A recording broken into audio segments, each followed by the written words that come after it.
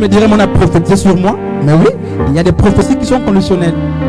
Tu respectes une certaine condition pour que ce que Dieu a promis arrive. Et aussi longtemps que tu ne respectes pas, ça ne va pas arriver. Quel est le type de vie que tu mènes à l'heure actuelle? Quelle est ta priorité?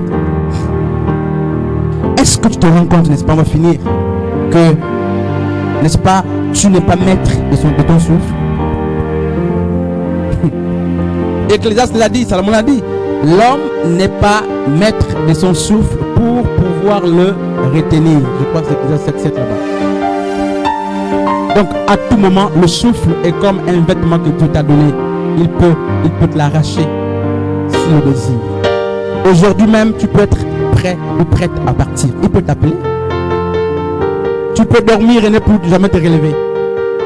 J'ai des amis qui sont morts sous des douches, à la douche comme ça. D'autres ont fui des accidents. Ils étaient loin, cachés même. Mais la voiture laisse la route là-bas pour venir les prendre.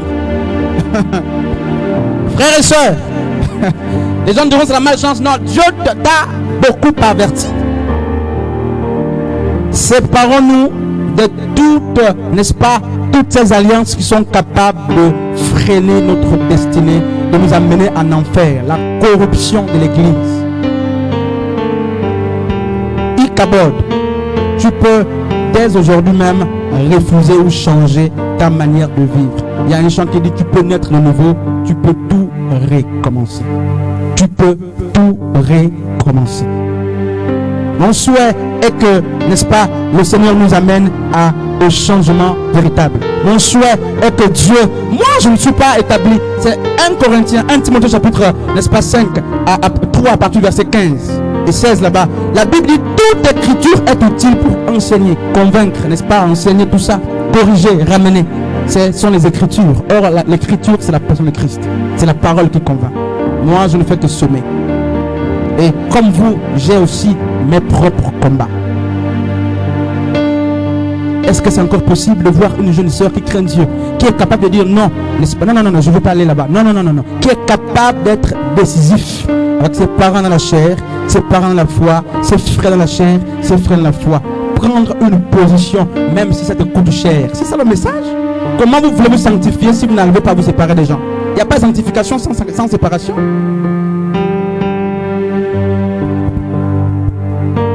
On peut s'amuser, frère. On peut s'amuser. On peut s'amuser.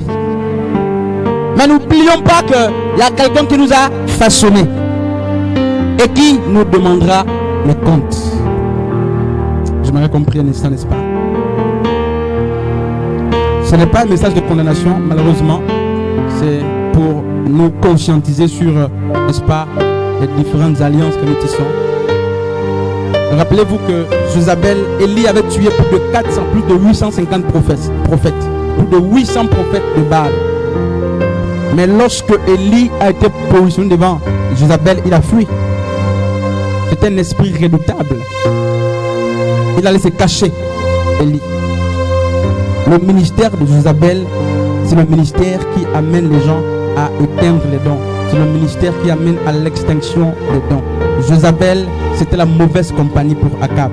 Et à cause de Jézabel, Akab qui craignait Dieu, frères et sœurs, a fait introduire officiellement en Israël le culte d'Astarté et le culte de Baal. Le Dieu de la fécondité et le Dieu de la pluie. Ces deux divinités idolâtres étaient rentrées par le lien d'alliance. Tes amitiés sont des alliances. Tu n'es pas obligé d'être ami avec tout le monde. Tu peux aimer, tu es obligé d'aimer tout le monde, oui. Mais tu n'es pas obligé de t'attacher à tout le monde. Tu ne pêches pas. Tu n'es pas obligé de rester avec les voleurs. Tu n'es pas obligé. Va vers les voleurs, prêche l'évangile, donne-leur à manger et à boire. Mais restez collés, ils vont te corrompre. Tu n'es pas obligé de rester avec les gens qui t'appellent à grouver. Non, jamais ils vont t'inviter à écouter la parole. Ça, c'est la mauvaise compagnie. Tu n'es pas obligé d'être avec les copines qui trompent leur mari. Ils vont t'amener à faire pareillement. Des soeurs qui ont 3 copains, des frères qui ont 3 copains. Non, frère, ils vont te corrompre. Tu n'es pas obligé de les avoir pour amis. Séparez-vous.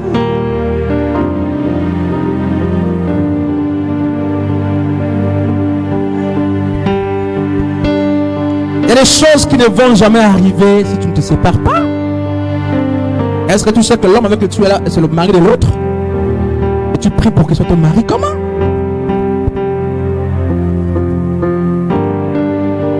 Mais bien sûr, n'est-ce pas?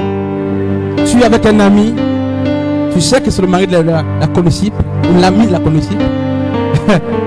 C'est ça, comme ça se passe. Tu fermes les yeux, tu vois, mais tu fermes les yeux. Tu fais comme si tu ne voyais pas. Et tu pries pour qu'il reste, tu pêches. Dieu ne va pas t'exaucer. Si il y a l'exaucement, c'est Satan qui t'exauce pour te perdre. Dieu ne va pas t'exaucer. C'est la fausseté.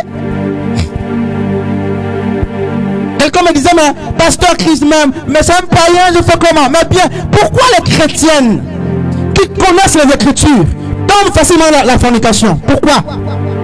Parce que très peu de temps, n'est-ce pas, nous disons à ces hommes que nous sommes chrétiens. L'identité ne s'affirme pas. Ecclésiaste 17, il dit, n'est-ce pas, il dit, j'ai vu des chevaux, plutôt, n'est-ce pas, des princes, des rois à terre et des esclaves sur des chevaux. Regardez, un homme est venu, il est païen. Toi, tu es chrétienne. Je ne pose pas. Mais en réalité, tu dois l'imposer ton identité. Oui, moi je suis chrétienne. Et je t'aime aussi bien, ok. Mais voici les principes bibliques. Sœurs, où sont passés les principes bibliques?